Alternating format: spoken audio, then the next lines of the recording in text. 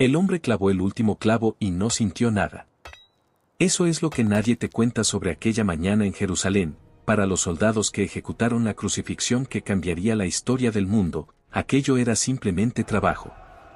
No era un acto cargado de significado cósmico, no era el centro de una narrativa que redefiniría la civilización occidental durante 2000 años. Era una tarea más dentro de una jornada que comenzaba antes del amanecer y terminaba cuando el oficial en turno daba la orden de retirada. Y precisamente en esa aparente normalidad, en esa frialdad profesional, comienza la historia más sorprendente de todas, la historia de qué les ocurrió después a esos hombres que sostuvieron los clavos, que levantaron la cruz, que se repartieron las vestiduras al pie del madero, que bebieron vino agrio mientras esperaban que todo terminara. Sus destinos forman una de las narrativas más fascinantes y menos contadas de la antigüedad tardía, tejida entre los archivos militares del Imperio Romano, los primeros textos cristianos, la arqueología del Mediterráneo y los registros históricos de una época que estaba a punto de cambiar para siempre. Para entender lo que les pasó a esos soldados, primero tienes que entender quiénes eran en realidad, porque la imagen que la mayoría llevamos en la cabeza es casi completamente equivocada. Cuando piensas en soldados romanos, probablemente imaginas legionarios con armadura completa, el famoso lorica segmentata, escudo rectangular, gladio en el cinto, emblema de la legión al viento. Pero esos hombres, los que estuvieron en el Gólgota aquel viernes, no eran legionarios romanos en el sentido clásico del término.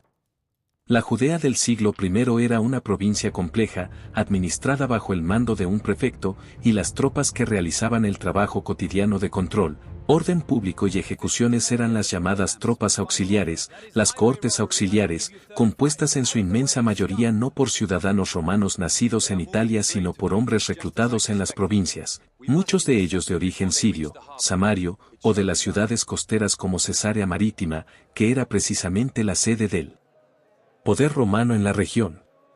Estos hombres hablaban arameo o griego como primera lengua, conocían la geografía local, entendían las tensiones religiosas y políticas de Judea porque habían crecido dentro de ellas, y sin embargo servían bajo el estandarte del águila imperial con la misma disciplina que cualquier tropa romana. Eran, en muchos sentidos, el rostro humano más directo del imperio, hombres ordinarios de una provincia ordinaria ejerciendo el poder extraordinario de decidir quién vivía y quién moría. El prefecto que dio la orden final era Poncio Pilato, y su papel en la historia es al mismo tiempo exagerado por una tradición y minimizado por otra. Los evangelios lo presentan como un hombre dubitativo, casi simpático, lavándose las manos en un gesto que se ha convertido en metáfora universal. Pero los registros históricos que sobreviven fuera de los textos cristianos muestran a un funcionario diferente, duro, pragmático, con varios conflictos documentados con la población judía de Judea, un hombre que gobernó la provincia durante 10 años antes de ser finalmente llamado a Roma para responder por sus métodos. La arqueología confirmó su existencia de manera definitiva en 1961, cuando en Cesarea Marítima se descubrió una inscripción de piedra caliza que lleva su nombre, el único registro arqueológico directo de Pilato que existe, y que lo identifica exactamente con el título que los evangelios le asignan, praefectus. No procurator, como se decía durante siglos, sino praefectus, prefecto, lo que confirma que en tiempo de Jesús Judea era todavía una provincia de rango ecuestre, no senatorial, administrada por un oficial de rango medio, no por un gobernador de alto perfil.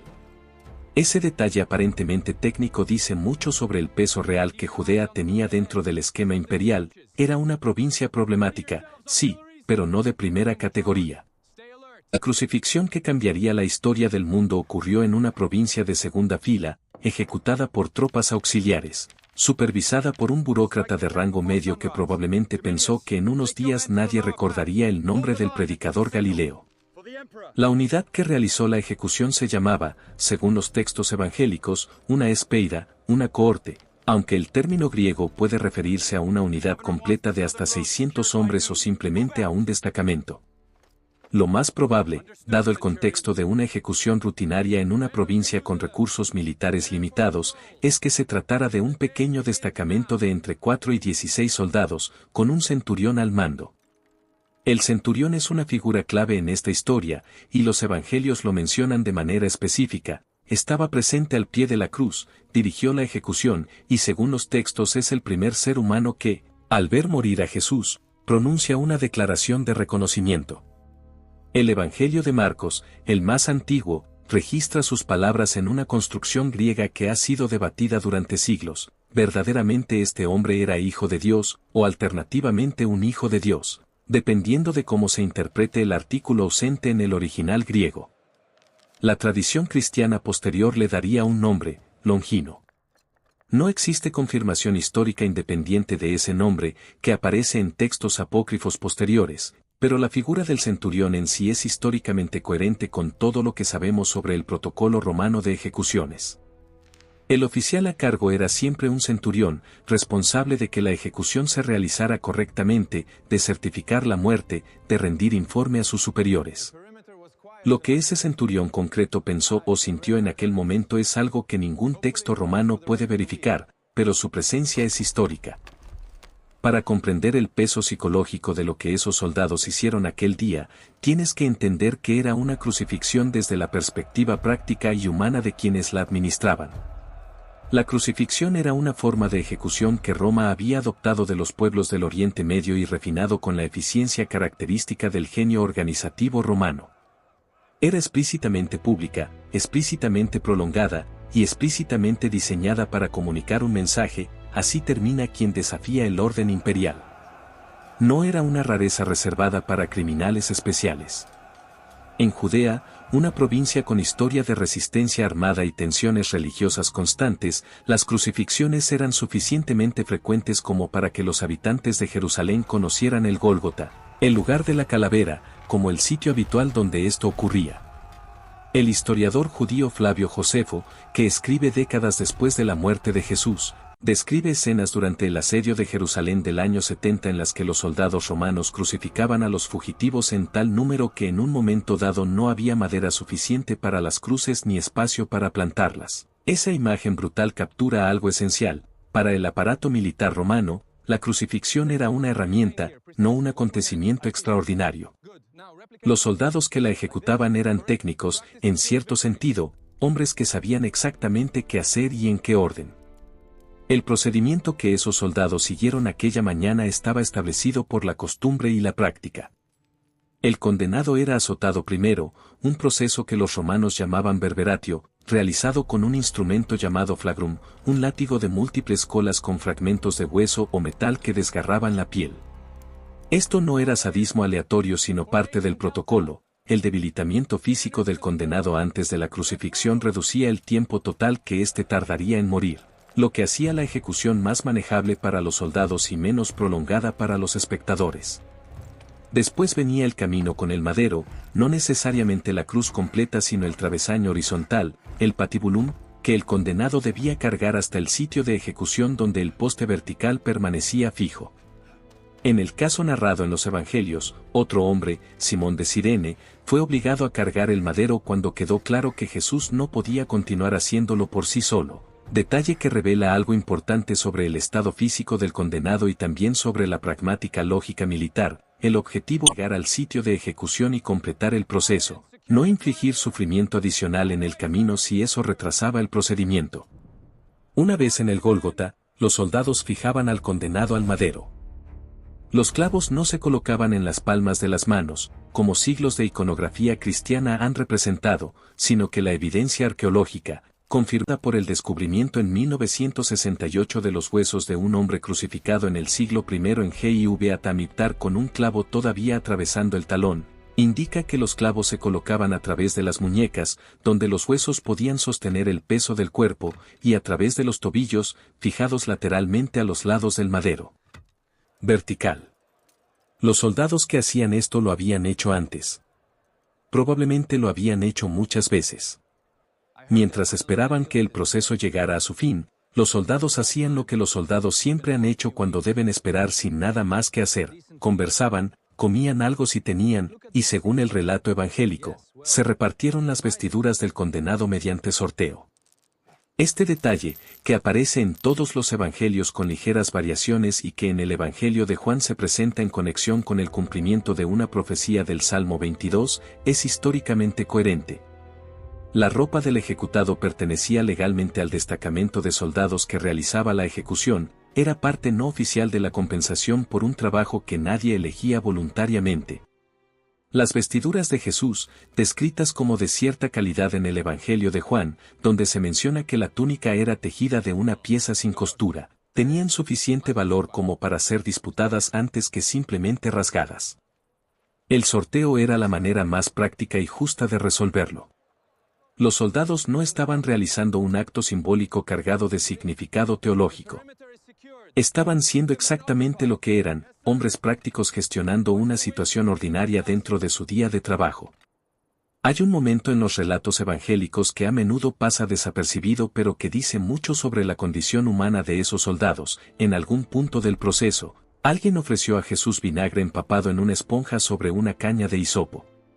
El término que usa Evangelios en griego es oxos, que se refería al vino agrio, posca en latín, la bebida habitual de los soldados romanos, un mezcla de vinagre y agua que conservaba bien en el calor mediterráneo. Era más segura de beber que el agua sin purificar y proporcionaba hidratación y algo de energía. Era la cantimplora del soldado romano. El gesto de ofrecerla a alguien que estaba muriendo en la cruz era, en su contexto cultural, un acto de humanidad básica, la misma lógica que lleva a un hombre a darle agua a un animal herido. No hay redención simbólica en ello, no hay reconocimiento de dignidad especial, hay simplemente una respuesta humana casi instintiva al sufrimiento visible. Esos hombres no eran monstruos. Eran personas ordinarias en una situación extraordinaria que todavía no sabían que era extraordinaria. La muerte fue certificada por el centurión a cargo, quien rindió informe directo a Pilato cuando José de Arimatea llegó a reclamar el cuerpo. El Evangelio de Marcos registra este intercambio con una precisión que tiene todo el aspecto de un recuerdo específico. Pilato se sorprendió de que Jesús hubiera muerto ya, llamó al centurión, le preguntó si había muerto de verdad, el centurión confirmó, y Pilato concedió el cuerpo. Esta secuencia refleja el protocolo romano, sin confirmación del oficial a cargo, el cuerpo no podía entregarse, porque la posibilidad de que alguien simulara estar muerto para ser rescatado del madero era real. El centurión cumplió su función burocrática, y con esa confirmación terminó oficialmente su responsabilidad directa en aquel asunto. Firmado, sellado, archivado. Al menos eso era lo que pensaba. Lo que ocurrió en los días, semanas, meses y años siguientes a aquella ejecución transforma por completo la narrativa de esos hombres. El movimiento que creció alrededor de la figura del crucificado no tardó en expandirse, y lo hizo de una manera que nadie habría predicho ni en sus cálculos más generosos. No se disolvió como habían hecho los movimientos de otros picadores ejecutados antes, sino que se intensificó, tomó forma institucional, y comenzó a propagarse primero entre las comunidades judías de la diáspora y luego más allá, hacia el mundo gentil, hacia las ciudades del Mediterráneo oriental, hacia Roma misma. Para los soldados que habían participado en la ejecución, esto habría sido al principio completamente invisible. No había razón para que un destacamento de tropas auxiliares en Judea siguiera la trayectoria de los discípulos de un predicador ejecutado. Tenían otros asuntos, otras órdenes, otras jornadas de trabajo. Pero el mundo en el que esos soldados existían era pequeño en ciertos sentidos cruciales. El Mediterráneo del siglo I era un espacio de circulación intensa, comerciantes, peregrinos, funcionarios, soldados, mensajeros, misioneros, esclavos liberados y esclavos en tránsito cruzaban constantemente entre las provincias, llevando consigo no solo mercancías sino información, ideas, rumores, historias. Las rutas militares romanas, que conectaban cada rincón del imperio con una eficiencia que no volvería a verse en Occidente hasta muchos siglos después, eran también rutas de transmisión cultural. Y el movimiento cristiano primitivo, todavía sin nombre, todavía sin estructura doctrinal fija, viajaba por esas mismas rutas con una velocidad que sorprendió a sus propios participantes. Los textos de Pablo de Tarso, que son los escritos cristianos más antiguos que conservamos y que datan de apenas 20 años después de la crucifixión, describen comunidades activas en ciudades que van desde Antioquía hasta Corinto, desde Roma hasta las ciudades de la Anatolia central. Ese alcance en ese tiempo no habría sido posible sin la infraestructura imperial que paradójicamente había ejecutado al fundador del movimiento. Para los soldados que habían estado en el Gólgota, el primer encuentro con las consecuencias de aquella mañana habría llegado probablemente de manera indirecta, a través de los rumores que comenzaron a circular en Jerusalén en los días posteriores a la crucifixión. El relato de una tumba vacía, de apariciones, de encuentros en los que el ejecutado era reconocido vivo, se propagó con una rapidez que fue suficiente para generar una respuesta formal de las autoridades del templo, quienes según el relato de Mateo pagaron a los soldados que custodiaban la tumba para que difundieran una versión alternativa. Si esos soldados de la guardia del sepulcro eran tropas auxiliares de la misma cohorte que había realizado la crucifixión, o si pertenecían a la guardia del templo, es un punto que los historiadores debaten, pero la existencia de una narrativa de tumba vacía que circulaba públicamente lo suficientemente pronto como para requerir una respuesta de las autoridades es históricamente plausible y coherente con lo que sabemos sobre la velocidad de la comunicación oral en comunidades densas como la Jerusalén del periodo festivo de Pascua. La historia del centurión es la que más atención ha recibido en la tradición posterior, y la razón es simple: era el hombre más visible del destacamento, el de mayor rango, el que había pronunciado las palabras que los evangelistas registraron. La tradición que le dio el nombre de Longino lo convirtió en el primer gentil en reconocer la identidad de Jesús, y las versiones posteriores de su historia se ramifican en varias direcciones que mezclan elementos históricos con elaboración legendaria de maneras que son históricamente interesantes aunque imposibles de separar con certeza. Algunas fuentes apócrifas lo describen como el soldado que lanzó la lanza al costado del crucificado para certificar la muerte, un gesto que en el relato del Evangelio de Juan adquiere un significado teológico específico pero que en su contexto militar era simplemente el procedimiento estándar para confirmar que el condenado había expirado. La tradición posterior le atribuye una curación de una afección ocular cuando la sangre que brotó de la herida tocó sus ojos, lo cual pertenece claramente al territorio de la geografía devocional más que al de la historia verificable, pero revela algo sobre la función narrativa que esa figura cumplía para las primeras generaciones de creyentes, la necesidad de que el primer testigo romano tuviera no solo palabras sino también una experiencia corporal que transformara su vida. Lo que sí puede decirse con confianza histórica es que el personaje del centurión arrepentido o iluminado aparece en textos suficientemente tempranos y en formas suficientemente diversas como para sugerir que la figura real del centurión del Gólgota fue conocida, discutida y convertida en símbolo ya en las primeras décadas del movimiento cristiano. Para entender lo que habría significado para uno de esos soldados comenzar a interesarse en el movimiento que surgió alrededor del hombre que habían crucificado, tienes que entender el contexto social y religioso de las tropas auxiliares en Judea. Estos hombres vivían en contacto diario con la cultura y la religión judía, una experiencia que no era neutral. Los textos históricos documentan tensiones constantes entre las tropas y la población local, muchas de ellas originadas en el choque entre las prácticas militares romanas y las sensibilidades religiosas judías. Llevar estandartes con imágenes imperiales a Jerusalén, usar objetos del templo para financiar proyectos civiles, desplegarse en festividades sagradas con todo el aparato del poder romano. Pero esas mismas tensiones implicaban contacto, observación y en algunos casos algo más. Hay registros de soldados y oficiales romanos que se convirtieron en simpatizantes o seguidores del judaísmo, los llamados temerosos de Dios, hombres que sin convertirse formalmente se adherían a las enseñanzas éticas y la práctica monoteísta de las sinagogas. El centurión Cornelio del libro de los Hechos de los Apóstoles, descrito precisamente como un temeroso de Dios que era generoso con los pobres y oraba regularmente, es un personaje literario pero construido sobre un tipo social real que la arqueología y los textos históricos confirman que existía. Hombres del ejército romano que se movían dentro de las órbitas del mundo judío y que por tanto también se moverían, en algunos casos, dentro de las órbitas del movimiento cristiano primitivo que emergió de ese mundo. La dispersión geográfica que siguió a los eventos de la crucifixión afectó también a los soldados. Las cohortes auxiliares no eran unidades permanentes en un solo lugar, se desplegaban, se redistribuían, se enviaban a otras provincias según las necesidades del imperio. Los soldados que habían estado en Jerusalén en la Pascua del año 30 o 33, dependiendo de la cronología que se adopte para la muerte de Jesús, habrían continuado sus carreras militares por rutas que podían llevarlos a cualquier parte del Mediterráneo. Una rotación normal en las tropas auxiliares implicaba periodos de servicio de 25 años. lo que significaba que hombres que eran jóvenes soldados en la época de la crucifixión habrían pasado décadas adicionales en el servicio activo, moviéndose por las provincias del imperio en un momento en que el movimiento cristiano estaba precisamente comenzando a propagarse por esas mismas provincias. Las posibilidades de contacto, de encuentro, de reconocimiento, eran reales. La Judea en la que habían servido esos soldados se convirtió en las décadas siguientes en un volcán político y social cuya erupción final llegó en el año 66, cuando comenzó la gran revuelta judía contra Roma. Los eventos que siguieron transformaron la geografía humana de la región de maneras irreversibles: el asedio de Jerusalén, la destrucción del templo en el año 70, la dispersión masiva de la población judía, el reordenamiento completo de las estructuras religiosas y sociales de Judea.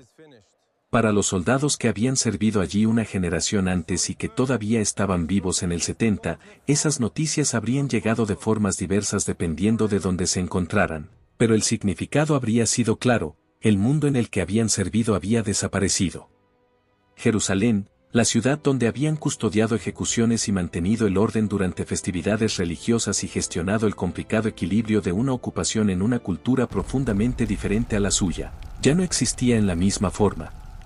El templo, el edificio más impresionante que la mayoría de esos hombres habrían visto en sus vidas, había sido reducido a cenizas y piedras dispersas. El único muro que quedó en pie, precisamente el muro occidental que los romanos dejaron como testimonio permanente de su capacidad de destrucción, todavía existe hoy. La destrucción de Jerusalén tuvo un efecto paradójico sobre el movimiento cristiano, lo liberó de su contexto de origen de una manera que aceleró su expansión en lugar de truncarla.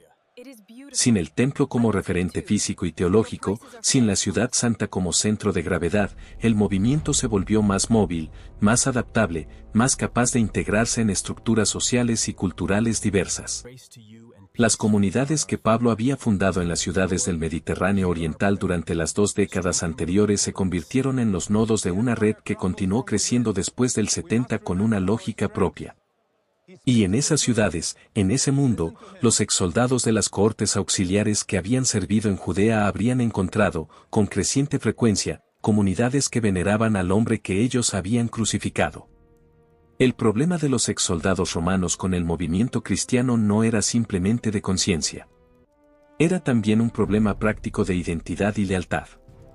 El servicio militar romano estaba profundamente entrelazado con la religión imperial. Los soldados prestaban juramento al emperador, participaban en ceremonias religiosas que honraban a los dioses del Estado, recibían sus pagas en fechas vinculadas al calendario religioso romano, y toda la estructura de la vida militar estaba sostenida por un edificio de prácticas rituales que reconocían la naturaleza divina del poder imperial. Convertirse al cristianismo primitivo, que reclamaba una lealtad exclusiva a un señor cuyo reino no era de este mundo, era incompatible con seguir sirviendo en esa estructura de maneras que iban más allá de las consideraciones personales. Los primeros textos sobre soldados y fe cristiana reflejan esta tensión de manera explícita. Había una pregunta real sobre si un cristiano podía servir en el ejército romano, si podía participar en los sacrificios y ceremonias requeridos, si podía ejecutar órdenes que podían incluir violencia contra inocentes. Esa pregunta no se resolverá teológicamente hasta siglos después, cuando el contexto político del imperio haya cambiado radicalmente, pero en el siglo I y II era una pregunta viva y urgente, y los hombres que la enfrentaban en carne propia eran precisamente personas como los soldados del Gólgota, individuos que llevaban en el cuerpo y en la memoria la experiencia directa de haber sido el brazo armado de un sistema que el movimiento al que podían sentirse atraídos consideraba fundamental pero condenable. Hay en los textos del Nuevo Testamento una figura que merece atención particular en este contexto: el centurión de Cafarnaúm, cuya historia aparece tanto en el Evangelio de Mateo como en el de Lucas. Este hombre, que no es identificado por nombre en los textos más antiguos, se acerca a Jesús para pedirle que cure a su sirviente, y en el intercambio que sigue hace una declaración sobre la autoridad y la obediencia que ha resonado durante 20 siglos. Señor, no soy digno de que entres bajo mi techo, di solo una palabra y mi sirviente sanará. Porque yo también soy hombre bajo autoridad, con soldados bajo mi mando, y digo a este ve y va, y al otro ven y viene, y a mi sirviente haz esto y lo hace. Jesús, según el relato, quedó admirado y dijo que no había encontrado tanta fe en todo Israel. Esta historia, que en el Evangelio de Lucas adquiere matices adicionales al mencionar que el centurión había construido la sinagoga de la comunidad, revela algo sobre la imagen que el movimiento cristiano primitivo tenía de los soldados romanos. No eran figuras monolíticamente hostiles. Había entre ellos hombres que, por razones que pueden incluir la exposición prolongada a la cultura judía, el desencanto con los dioses del Estado, la búsqueda de un marco ético más consistente, o simplemente el tipo de apertura espiritual que genera el contacto con la muerte en el ejercicio profesional de la violencia, se encontraban en lugares de genuina búsqueda. La historia de lo que le ocurrió a esos soldados después no puede contarse sin atender al contexto más amplio de lo que ocurrió con el imperio mismo durante las décadas y siglos que siguieron. El siglo I de la Era Común fue un periodo de extraordinaria estabilidad política relativa bajo la llamada Pax Romana, seguido en el siglo II por lo que el historiador Edward Gibbon llamaría con admiración retroactiva la época más feliz de la historia de la humanidad, el periodo de los emperadores adoptivos que gobernaron con una competencia y una moderación inusuales. Pero debajo de esa superficie de estabilidad corría la corriente de una transformación profunda, el imperio estaba cambiando, las estructuras sociales se volvían más complejas. Las religiones de origen oriental seguían penetrando en las capas vanas de la sociedad romana con una persistencia que ninguna prohibición pudo tener del todo, y el movimiento cristiano, perseguido esporádicamente pero nunca erradicado, continuaba creciendo con una lógica que sus propios líderes en el siglo I no habían imaginado completamente. Para los soldados que estuvieron en el Gólgota, el tiempo era la variable principal. Si eran hombres jóvenes en el momento de la crucifixión, digamos 20 o 25 años de edad, habrían tenido todavía décadas de vida por delante. Un soldado que sirvió en las cohortes auxiliares de Judea alrededor del año 30 y sobrevivió su periodo de servicio de 25 años habría recibido su licencia honesta, la honesta missio, alrededor del año 55, en pleno periodo de expansión del movimiento cristiano por las ciudades del Mediterráneo Oriental. Habría recibido una parcela de tierra, probablemente en las colonias establecidas en las provincias donde habían servido, o una suma de dinero equivalente. Habría pasado de ser soldado a ser civil en un mundo que estaba siendo transformado lentamente por las mismas ideas que emanaban del movimiento nacido en la provincia donde él había servido. Si había tenido hijos durante su servicio, cosa frecuente aunque técnicamente los soldados rasos no podían casarse legalmente durante el servicio activo, esos hijos habrían crecido en el mundo del imperio tardorepublicano y protoaugustio donde el movimiento cristiano era ya una presencia reconocible en las ciudades. La cuestión de la culpa y la responsabilidad es la que los teólogos y los historiadores han abordado de maneras muy diferentes a lo largo de los siglos, y aquí la precisión histórica es importante para entender la experiencia real de esos hombres. En la comprensión romana del derecho y la responsabilidad, un soldado que ejecutaba una orden legal de su superior no cargaba con responsabilidad personal por el resultado. La responsabilidad pertenecía al superior que había dado la orden, y más arriba en la cadena, al magistrado que había pronunciado la condena. Pilato había condenado, el centurión había ordenado, los soldados habían ejecutado. Cada uno cumplía su función dentro de un sistema jerárquico que distribuía la autoridad y por tanto también la responsabilidad de maneras que hacían difusa la culpa individual. Esta no es una racionalización moderna sino la comprensión jurídica real que esos hombres habrían tenido de su propia situación. La pregunta de si esa comprensión les liberaba psicológicamente de todo peso es diferente, porque la psicología humana no sigue siempre la lógica del derecho. Y hombres que habían visto morir a alguien y luego habían escuchado que ese alguien había resucitado, que su nombre se pronunciaba en ciudades del Mediterráneo donde ellos mismos vivían años después, que comunidades enteras organizaban su vida en torno a la memoria de ese hombre, habrían tenido que hacer algo con esa información en él. Plano psicológico personal, independientemente de la lógica jurídica del imperio. La expansión del cristianismo en el ejército romano es un fenómeno histórico documentado que comienza a ser visible ya en el siglo II y se acelera en el III.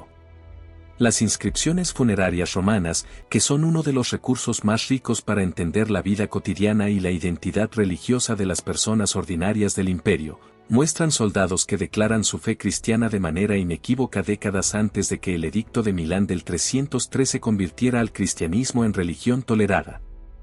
Las actas de los mártires del periodo de persecuciones incluyen a soldados que se negaron a continuar el servicio militar después de su conversión y pagaron ese rechazo con la vida. El caso más famoso es el de Maximiliano, un joven de 21 años que en el año 295 fue ejecutado por negarse a servir en el ejército romano en nombre de su fe cristiana, declarando que no podía servir a los poderes de este mundo porque servía al Cristo. Su caso era representativo de una tensión que se vivía en comunidades militares de todo el imperio, una tensión entre el juramento a César y la lealtad al crucificado que el aparato militar de César había ejecutado. Los soldados del Gólgota habían muerto mucho antes de que esa tensión se articulara teológicamente con la claridad que llegaría en el siglo II y III, pero eran parte del suelo humano en el que esa articulación creció. Sus destinos individuales se perdieron en el silencio de los archivos que no sobrevivieron, en los registros militares que se quemaron con Jerusalén o que simplemente se degradaron con el paso de los siglos en almacenes húmedos de castillos fronterizos.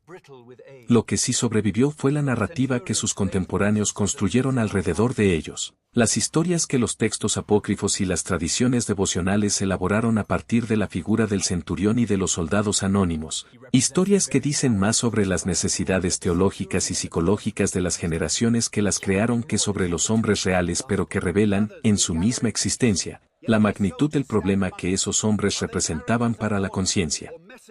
colectiva del movimiento cristiano primitivo. El problema que representaban era los primeros testigos de la muerte y la tumba vacía habían sido, precisamente, los soldados del imperio. No los discípulos, que según los evangelios habían huido. No las mujeres que llegaron al amanecer del domingo y encontraron la tumba vacía. Antes de ellas, antes de todos ellos, los soldados romanos habían estado en el Gólgota, habían certificado la muerte, habían vigilado la tumba. Eran los testigos técnicos más rigurosos del imperio, hombres cuyo testimonio sobre la muerte del condenado era lo que hacía jurídicamente válida la entrega del cuerpo. Y esos mismos hombres, desde la perspectiva de la narrativa cristiana primitiva, habían sido los primeros en conocer que algo extraordinario había ocurrido, ya fuera porque guardaban la tumba cuando fue encontrada vacía o porque estuvieron presentes en el Gólgota cuando los eventos de los evangelios se desarrollaron. La figura del centurión que proclama la identidad de Jesús al pie de la cruz cumple una función narrativa y teológica precisa, es el testimonio involuntario del enemigo, el reconocimiento que llega del lugar más improbable, la voz que no puede ser acusada de parcialidad. Cuando el representante armado del imperio que acaba de ejecutar al predicador Galileo dice que era verdaderamente el Hijo de Dios, ese testimonio tiene un peso retórico que ningún discípulo convertido podría igualar. Para comprender los años que vinieron después para esos hombres, es útil mirar los patrones de conversión documentados en los textos del periodo. Las cartas de Pablo de Tarso, que se escribieron entre aproximadamente el año 50 y el 64, mencionan repetidamente la presencia de miembros de familias militares o de personas conectadas con el aparato imperial dentro de las comunidades que describe. La frase al final de la carta a los filipenses, los santos de la casa del César os saludan, es interpretada por muchos como una referencia a personas del entorno imperial, posiblemente de la Guardia Pretoriana, que se habían convertido al movimiento cristiano mientras Pablo estaba preso en Roma esperando su juicio. Si el movimiento había penetrado en la guardia del Palacio Imperial en Roma en los primeros 30 años después de la crucifixión, no había ninguna razón para que no hubiera penetrado también en las unidades auxiliares de las provincias orientales donde el movimiento había comenzado. Las rutas de conversión no seguían la lógica que los observadores externos habrían predicho, no comenzaban exclusivamente en los niveles más bajos de la sociedad sino que encontraban entrada en todos los estratos, incluidos los que tenían más que perder en términos de estatus y posición social. El destino de los soldados que participaron en la crucifixión debe entenderse también en el contexto de lo que le ocurrió a Judea como provincia durante las décadas posteriores. Las tensiones que ya eran palpables en el periodo de la ejecución de Jesús se intensificaron bajo los sucesores de Pilato, que en general manejaron la provincia con menos tacto y más brutalidad. La primera gran revuelta judía comenzó en el año 66, precedida por años de tensión creciente, masacres, represalias y la espiral de violencia que caracteriza las ocupaciones que se han vuelto insostenibles. Para los exsoldados que habían servido en Judea y se encontraban en otras partes del imperio cuando comenzó la revuelta, las noticias del conflicto habrían llegado como un eco terrible del mundo que habían dejado atrás. Las mismas calles donde habían montado guardia, las mismas plazas donde habían presenciado arrestos y ejecuciones, los mismos templos y mercados que conocían de su servicio, todo convertido en el teatro de una guerra que terminaría con la destrucción total de la ciudad. La destrucción del Templo de Jerusalén en el año 70 es un punto de inflexión en la historia de las religiones que rivaliza en importancia con cualquier evento del periodo.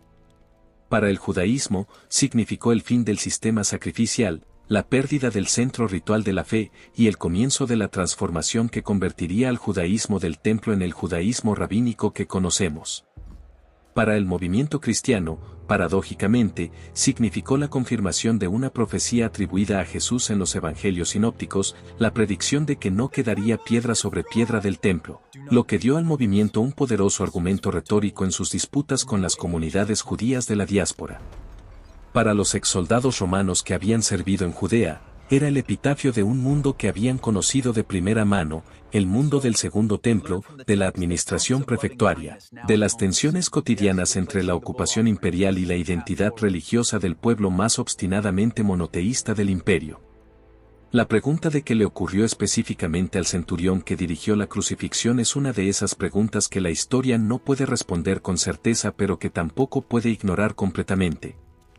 La tradición que lo llama Longino y le atribuye una vida posterior de conversión, predicación y martirio en Capadocia, la región central de la Anatolia que hoy es Turquía, es tardía en sus formas más elaboradas, con textos que se fechan principalmente a partir del siglo IV, pero el nombre aparece ya en los evangelios apócrifos del siglo II, lo que sugiere que la tradición tiene raíces más antiguas incluso si las elaboraciones son posteriores.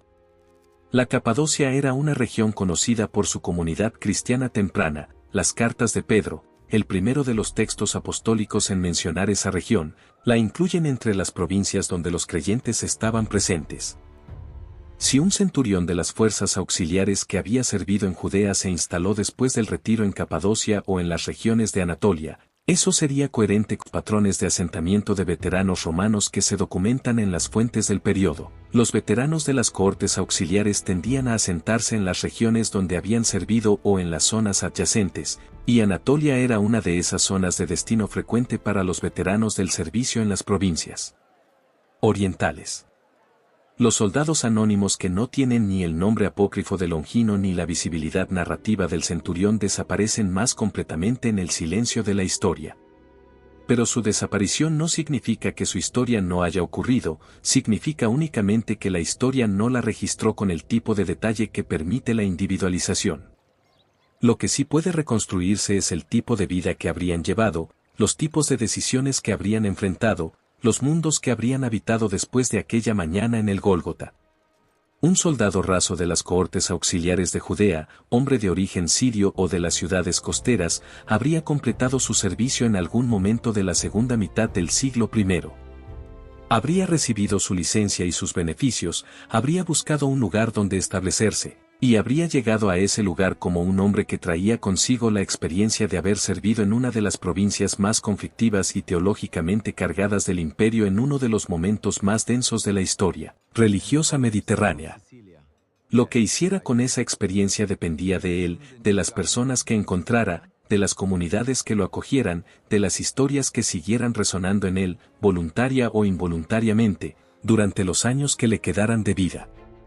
El mundo mediterráneo del siglo I y II era también un mundo de sincretismo religioso intenso, donde las tradiciones se mezclaban, se influenciaban mutuamente, y producían formas de creencia e identidad que desafían las categorías modernas.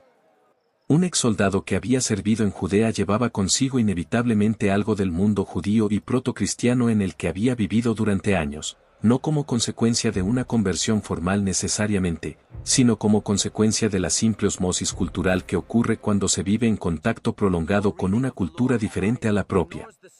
Los dioses y los ritos de Judea, la manera peculiarmente apasionada en que los judíos discutían sobre la naturaleza de Dios y la identidad del Mesías, los rollos que se leían en las sinagogas, Las historias que circulaban sobre el predicador Galileo que había sido ejecutado y que según algunos de sus seguidores había resucitado, todo esto formaba parte del equipaje invisible que esos hombres llevaban consigo cuando abandonaban la provincia. No era necesariamente fe. No era necesariamente rechazo. Era la marca que deja el tiempo vivido en un lugar donde las preguntas últimas se vivían con una intensidad que no se encontraba en todas partes. La persecución neroniana del año 64, la primera persecución formal de los cristianos por parte del poder imperial romano, cambió la topografía del movimiento de maneras que son relevantes para los destinos de los soldados del Gólgota. Nerón, necesitado de un chivo expiatorio para el gran incendio de Roma, señaló a los cristianos como responsables y desencadenó una represión en la ciudad de Roma que mató a un número suficiente de miembros de la comunidad como para que los textos de la época la registraran con horror. Pablo de Tarso y el apóstol Pedro habrían muerto durante este periodo, aunque las circunstancias exactas de ambas muertes no son completamente claras en los registros históricos. Para los soldados que podían haber tenido cualquier tipo de simpatía o conexión con el movimiento cristiano, la persecución neroniana habría representado un momento de elección en Roma y en las grandes ciudades del imperio. Ser identificado como cristiano podía tener consecuencias mortales. Los exsoldados, hombres que habían pasado 25 años aprendiendo a evaluar el riesgo y a tomar decisiones bajo presión, habrían sabido leer esa situación con una claridad que tal vez les había salvado la vida en otros contextos. Sin embargo, la persecución neroniana fue también un evento limitado geográficamente, concentrado principalmente en Roma, y no se propagó de manera sistemática por todas las provincias del imperio. En las ciudades de Siria, de Anatolia, de Grecia, de las costas orientales del Mediterráneo, el movimiento cristiano continuó creciendo relativamente sin perturbación en las décadas que siguieron al 64. Las persecuciones provinciales existían pero dependían de la iniciativa de los gobernadores locales, y la política del imperio respecto al cristianismo fue ambigua e inconsistente durante todo el siglo I. El movimiento era demasiado pequeño para justificar una política sistemática, suficientemente extraño para generar desconfianza, y suficientemente conectado con el mundo judío, que tenía un estatuto legal especial en el imperio, como para que su persecución planteara complicaciones jurídicas que los gobernadores prefería evitar. Los exsoldados que vivían en las provincias orientales y que podían haber tenido cualquier conexión con el movimiento habrían navegado en ese espacio de ambigüedad, donde la identidad cristiana no era todavía la marca de muerte sistemática que se convertiría en algunos momentos del siglo II y III. La memoria que el movimiento cristiano primitivo tenía de los soldados del Gólgota es un fenómeno en sí mismo fascinante. Los evangelios, escritos entre aproximadamente el año 65 y el 100, en un periodo que va desde 3 décadas después de la crucifixión hasta 7 décadas después, presentan a esos soldados con una humanidad específica que contrasta con la demonización que podría esperarse. El relato del Evangelio de Lucas en el que Jesús desde la cruz dice Padre, perdónalos porque no saben lo que hacen, interpretado por muchos como una oración de perdón dirigida precisamente a los soldados que ejecutan la crucifixión, establece desde el texto fundacional del movimiento una relación de perdón hacia esos hombres que sería determinante para cómo el movimiento los veía y los trataría si aparecían en sus comunidades. Esta no era una posición universalmente aceptada dentro del movimiento, y hay en los textos del Apocalipsis, el libro más rabiosamente antiimperial del Nuevo Testamento, una imagen del Imperio Romano y su aparato militar que no deja lugar a la reconciliación. Pero la tradición narrativa dominante, la que se impuso en los evangelios sinópticos y en los textos de Pablo, era la de una apertura radical que no excluía a los exservidores del mismo sistema que había ejecutado al fundador. El tema del perdón hacia los ejecutores directos tiene una historia larga dentro de las tradiciones que nacen de momentos de violencia extrema, y la manera en que el movimiento cristiano primitivo lo manejó dice algo sobre su estrategia de expansión tanto como sobre su teología. Si el movimiento hubiera definido a los soldados romanos como enemigos irredimibles, habría cortado de antemano la posibilidad de convertir a un segmento significativo de la población del imperio, precisamente el segmento más organizado, más conectado, y con mayor acceso a las redes de información y movimiento que el aparato militar romano proporcionaba. La decisión de incluir a centuriones y soldados en la narrativa fundacional como figuras de reconocimiento y potencial conversión no era únicamente teológica, Era también una estrategia narrativa que hacía al movimiento permeable a las estructuras de poder del imperio desde los primeros textos. Los años entre el 70 y el 100, el periodo que los historiadores suelen llamar de la generación apostólica tardía, fueron los años en que los testigos directos de los eventos fundacionales del movimiento cristiano comenzaron a morir de vejez.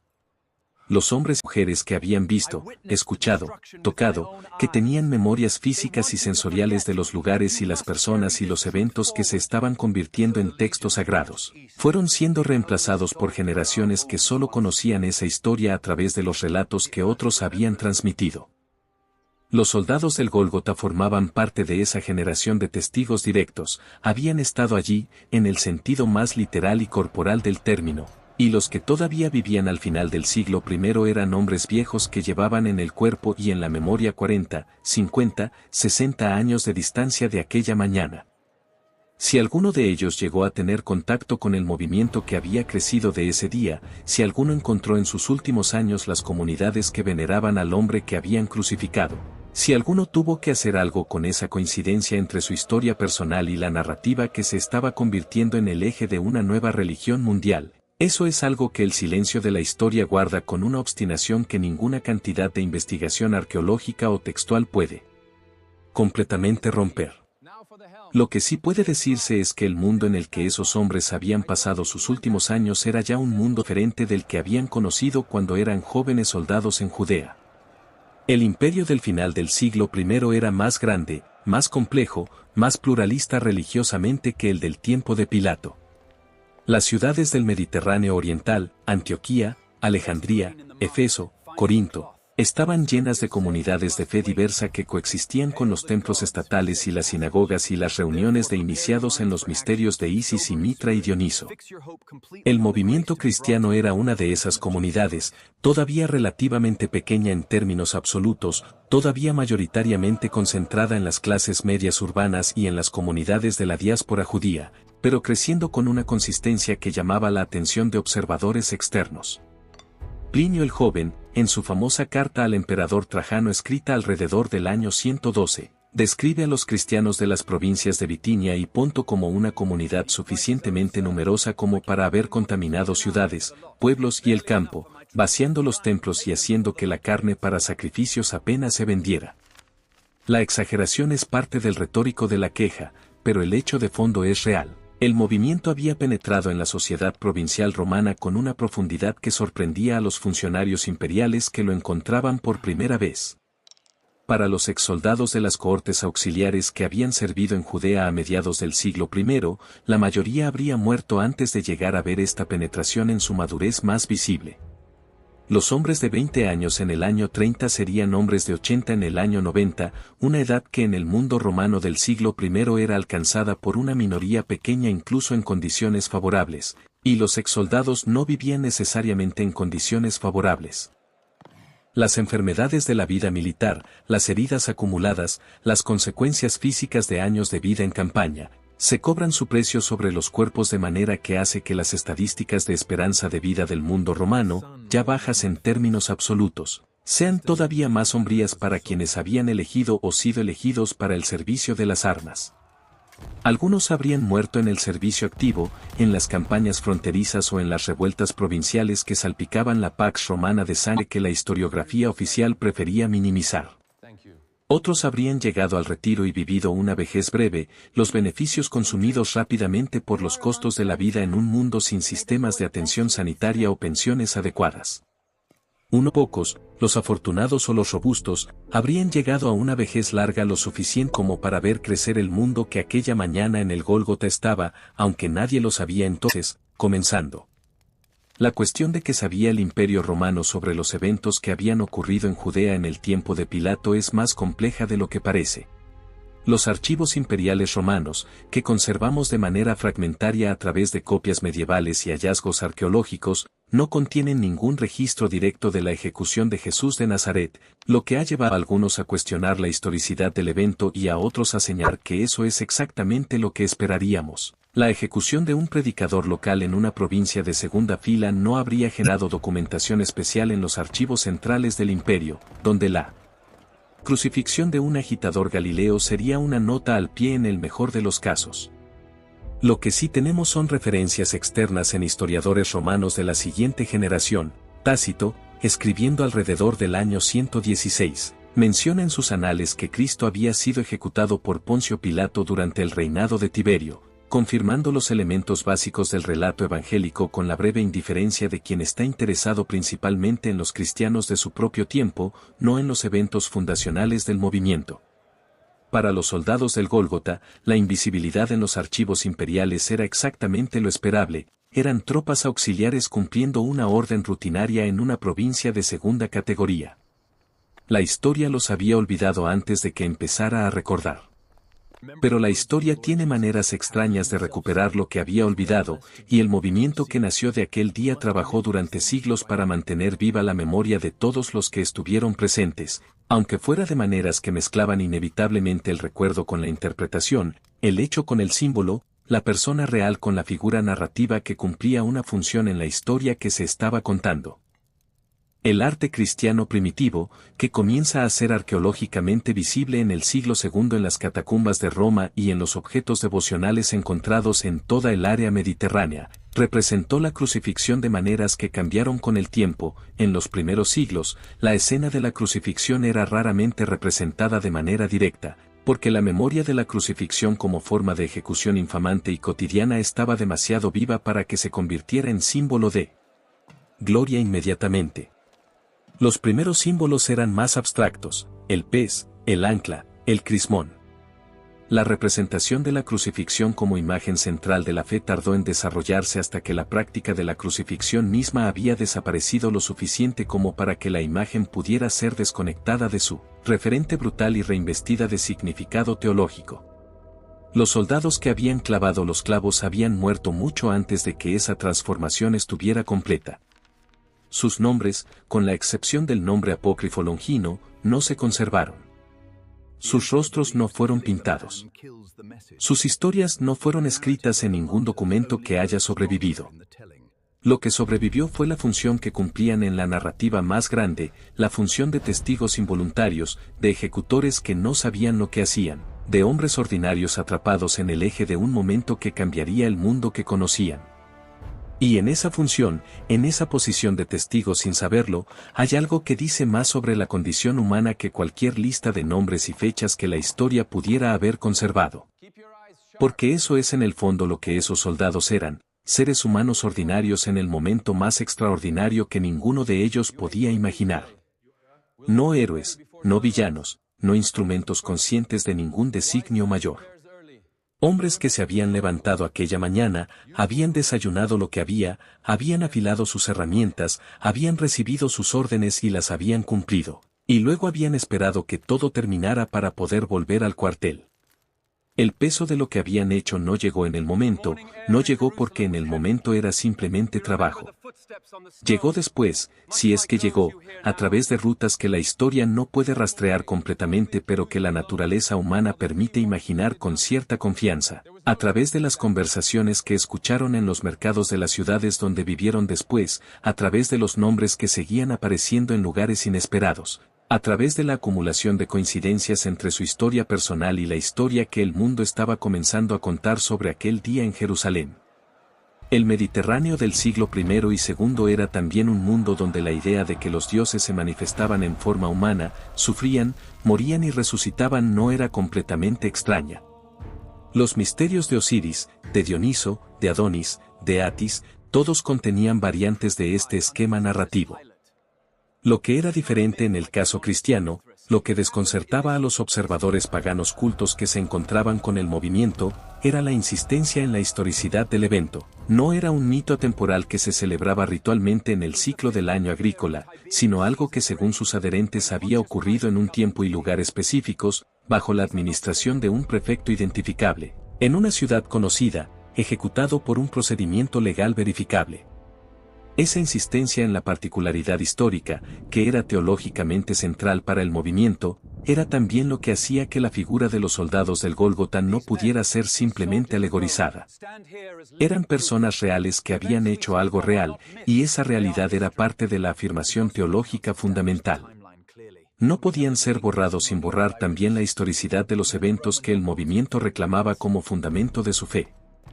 La relación entre el movimiento cristiano y el ejército romano a lo largo de los siglos I, segundo y tercero es una historia de complejidad creciente que culmina en una de las inversiones más dramáticas de la historia occidental. El imperio que había ejecutado al fundador del movimiento se convirtió en el primer estado en adoptar ese movimiento como religión oficial.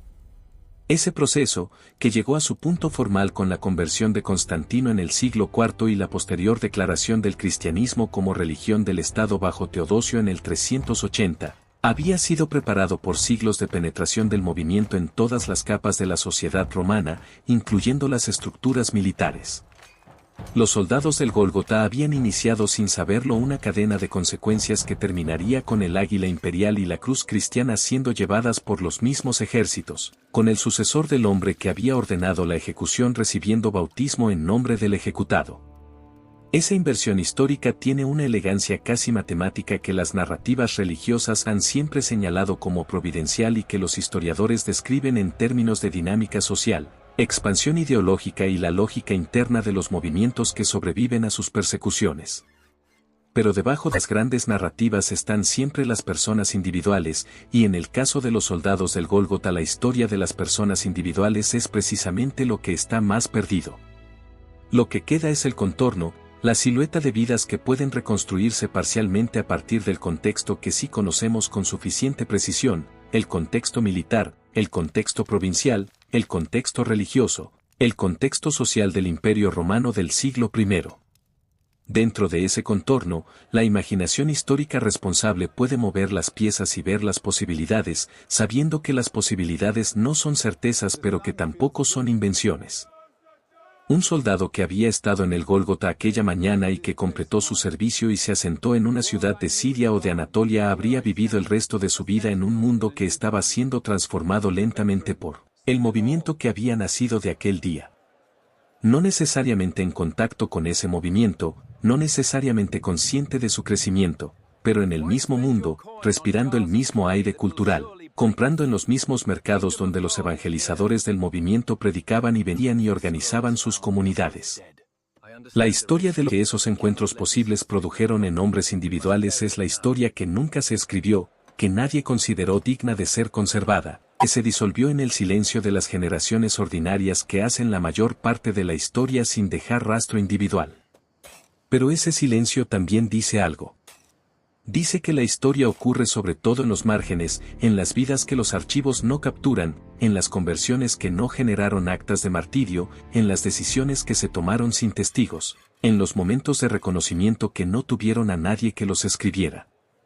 Los soldados del Gólgota vivieron y murieron en ese silencio, y la magnitud del cambio que habían visto sin saberlo, el alcance de las consecuencias que habían puesto en marcha sin quererlo, es hoy invisible para ellos de la única manera en que algo puede ser verdaderamente invisible, porque no estaban allí para verlo. Murieron antes de que el mundo que habían inaugurado con sus herramientas de trabajo y sus suertes de ropas robadas terminara de tomar forma, y él los convierte en algo específicamente trágico y específicamente humano, en personas que estuvieron en el centro de la historia sin poder ver ninguna de sus consecuencias.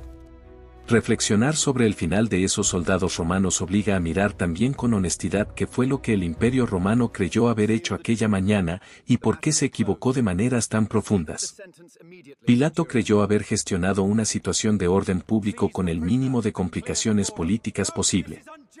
La ejecución de un predicador local cuya popularidad entre el pueblo representaba un riesgo de disturbios era una decisión racional dentro de la lógica de la administración imperial, eliminar el foco de conflicto potencial antes de que el conflicto se materializara.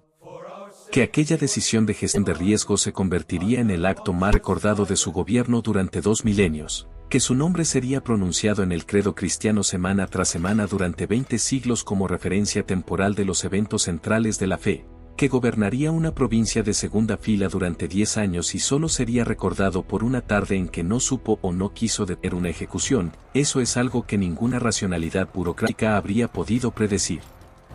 El imperio tenía una manera de hacer las cosas que incluía la crucifixión como herramienta de control y Pilato era un técnico competente de esa manera de hacer las cosas. La magnitud de lo que no podía ver lo convierte también, a su modo, en una figura trágicamente humana. Los soldados son todavía más pequeños en esa escala que Pilato. Pilato al menos tomó una decisión, aunque sea la decisión de lavarse las manos. Los soldados simplemente obedecieron órdenes, como habían obedecido otras órdenes antes y obedecerían otras órdenes después, y en esa obediencia rutinaria participaron en el evento que dividiría la historia en antes y después, en el momento que 2000 años de civilización occidental reconocido como el eje del tiempo. Esa desproporción entre la escala del gesto y la escala de sus consecuencias es uno de los hechos más perturbadores de la historia humana, y es perturbador precisamente porque no es excepcional. La historia está llena de personas que hicieron algo ordinario sin saber que estaban haciendo algo extraordinario, que llevaron una piedra sin saber que estaban construyendo una catedral, que pronunciaron una palabra sin saber que estaban iniciando una guerra, que firmaron un documento sin saber que estaban cambiando el destino de una civilización. Lo que diferencia a los soldados del Gólgota de otros actores anónimos de momentos históricos cruciales es el nivel de detalle con que los textos que nacieron de ese momento los describen. Los evangelios los mencionan con una especificidad que es histórica en su textura aunque no en su intención: la ropa repartida, el sorteo, el vino agrio, el centurión que habla. Esos detalles están allí no como historia en el sentido moderno sino como testimonio, como el tipo de memoria específica y sensorial que solo viene de haber estado presente. Y en esos detalles, en la ropa repartida y el sorteo y el vino agrio, hay personas reales, con nombres que no conocemos, con vidas que continuaron después, con el tipo de irreductible existencia humana que ninguna narrativa teológica puede completamente absorber. Para quien se hace la pregunta de qué les pasó a esos hombres después, la respuesta honesta es que no lo sabemos con certeza. Pero lo que sí sabemos es suficiente para construir algo que no es leyenda pero tampoco es silencio. Sabemos que vivieron en un imperio que estaba siendo transformado por el movimiento que habían ayudado a crear, aunque ellos no lo supieran. Sabemos que ese imperio acabaría adoptando como religión oficial la fe del hombre que habían ejecutado. Sabemos que el mundo en el que sus hijos y nietos y bisnietos vivieron era un mundo radicalmente diferente del que ellos habían conocido, un mundo donde la cruz, el instrumento de su trabajo aquel día, se había convertido en el símbolo más omnipresente de la civilización que heredaban. Y sabemos que ellos mismos, sin nombre en la mayoría de los casos, sin historia individual verificable, sin monumento ni inscripción que los recuerde, forman parte de la narrativa más influyente de la historia occidental precisamente en su anonimato, precisamente en su condición de hombres ordinarios que hicieron algo que el mundo recordaría para siempre sin recordarlos a ellos. La tradición de la Iglesia conservó sus figuras de maneras que revelan la necesidad humana de completar historias que la historia no completó. Más allá del centurión longino, la tradición medieval identificó a los soldados que repartieron las vestiduras, elaboró sus historias con el tipo de creatividad narrativa que la geografía aplica siempre a los espacios que el texto sagrado dejó en blanco, los convirtió en figuras de conversión o de condenación según las necesidades de la narrativa devocional de cada periodo.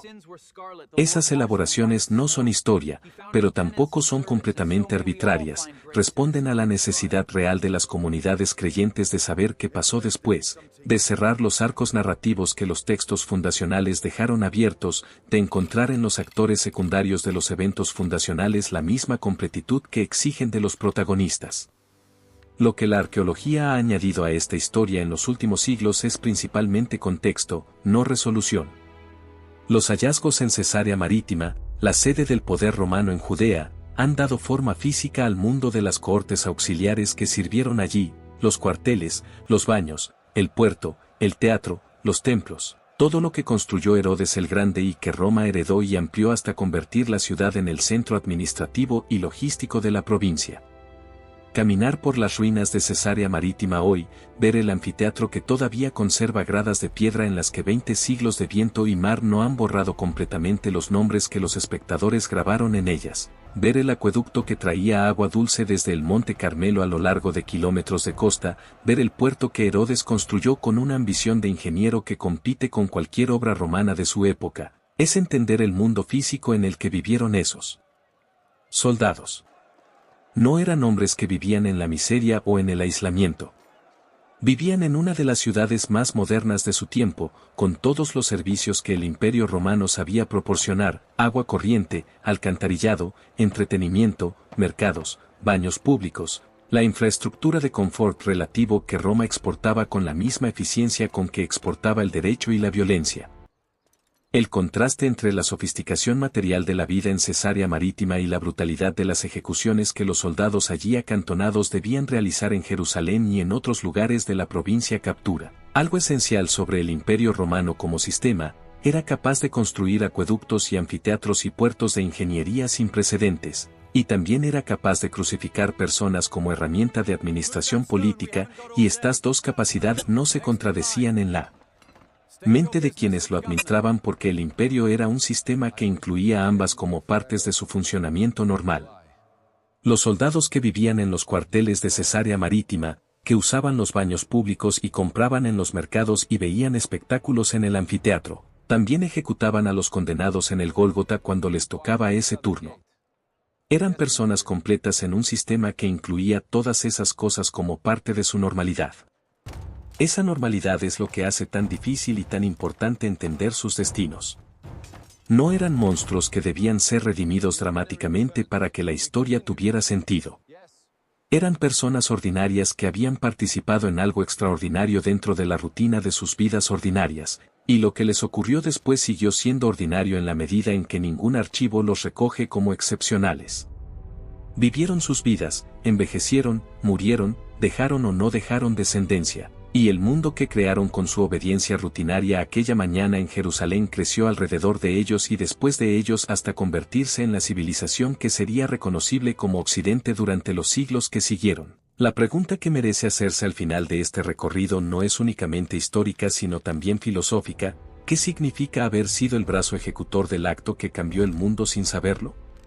¿Qué tipo de responsabilidad, si alguna, corresponde a los hombres que cumplieron una orden dentro de un sistema que consideraban legítimo y que no tenían razón para cuestionar, si esa orden resulta ser parte de la cadena causal de un cambio histórico que ellos no podían imaginar?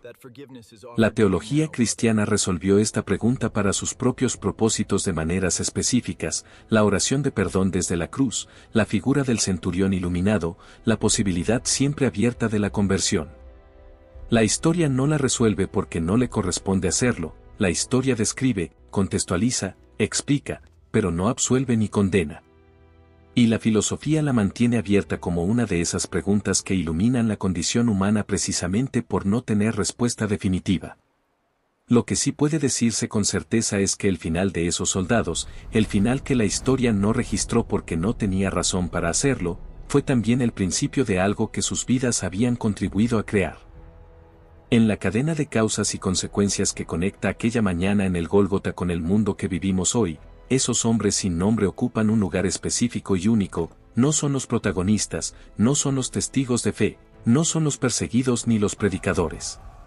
Son los técnicos del momento fundacional, los hombres que pusieron el cuerpo de la historia en la posición que la historia necesitaba para que la narrativa que conocemos pudiera comenzar. Y en esa posición, en esa condición de instrumentos involuntarios de un cambio que excedía completamente su comprensión, son también espejos de una verdad universal sobre la historia, que la mayoría de quienes participan en los momentos que cambian el mundo no saben que lo están cambiando, que la historia ocurre sobre todo a través de personas que no eligieron ser históricas, que los grandes cambios de la civilización humana son casi siempre el resultado acumulado de innumerables acciones ordinarias realizadas por innumerables personas ordinarias que simplemente estaban haciendo lo que les correspondía hacer ese día.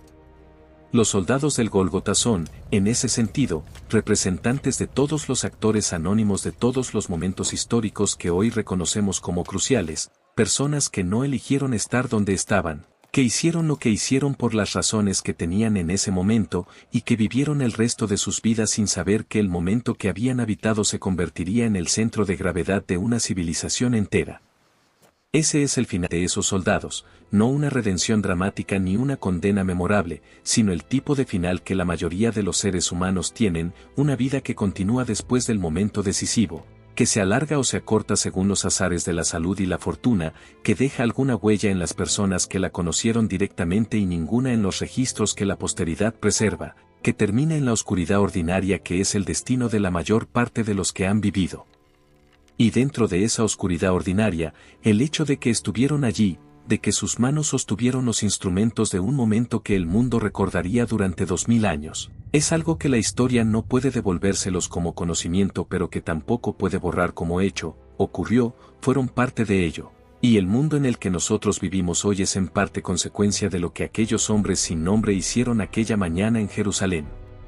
¿Te has preguntado alguna vez qué habría sentido si hubieras sido uno de esos soldados, décadas después, caminando por una ciudad del Mediterráneo y escuchando por primera vez que el hombre que crucificaste es adorado como Dios por miles de personas? Deja tu respuesta en los comentarios. Es una de esas preguntas que no tienen respuesta correcta pero que dicen mucho sobre cómo entendemos la responsabilidad individual dentro de los sistemas que nos forman. Lo que esos soldados romanos pusieron en marcha aquella mañana en el Gólgota es, en el fondo, la historia de cómo los momentos más transformadores de la civilización humana suelen ocurrir a través de personas que no tienen ni idea de lo que están creando. Cada vez que miras una cruz en una iglesia, cada vez que escuchas el año marcado como antes o después de Cristo, cada vez que reconoces en el vocabulario de los derechos humanos y la dignidad personal el eco de una tradición que nació en aquella colina fuera de Jerusalén, estás viendo las consecuencias lejanas del trabajo de hombres que pensaban que aquel día era un día ordinario. Si esta historia te abrió una ventana sobre un mundo que creías conocer y que en realidad era mucho más humano y más complejo de lo que imaginabas, suscríbete para no perderte el próximo viaje al pasado, y compártela con alguien que crea que la historia antigua no tiene nada que decirle sobre la vida que está viviendo ahora mismo.